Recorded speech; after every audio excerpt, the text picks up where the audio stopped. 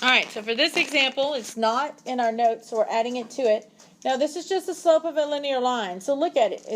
It's negative 2x plus 4. We know what the slope is. What's my slope?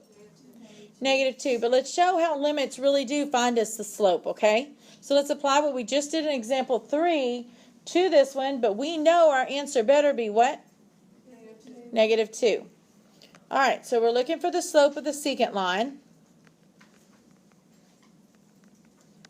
And we know that's going to be our limit as our h approaches 0 of our difference quotient.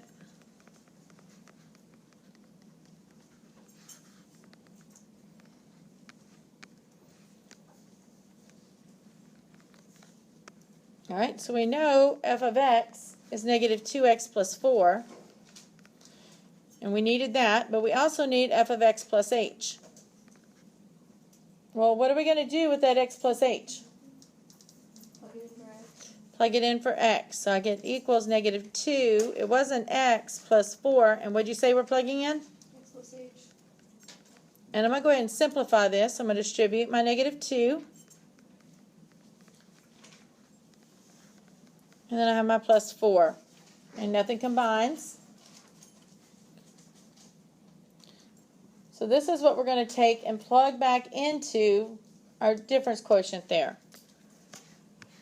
So this time I'm going to go ahead and keep my limit with me. So I'm going to rewrite it as the limit, because eventually we're going to do this because it gets kind of messy and we forget to take the limit sometimes if we don't write it.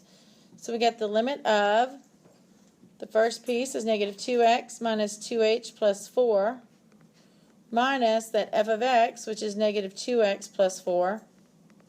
And it's all over h. So then remember, we're going to get rid of the negative by distributing. We're going to get rid of the parentheses by distributing the minus sign there. So I've got the limit as h approaches 0 of, and I'm just literally going to distribute that. So 2x minus 2h plus 4 plus 2x minus 4 all over h. Now what? Combine the like terms, so your negative 2x's cancel and your 4's cancel. So we're left with negative 2h over h. Whoops, I forgot my limit. Sorry, the limit as h goes to 0 of negative 2h over h.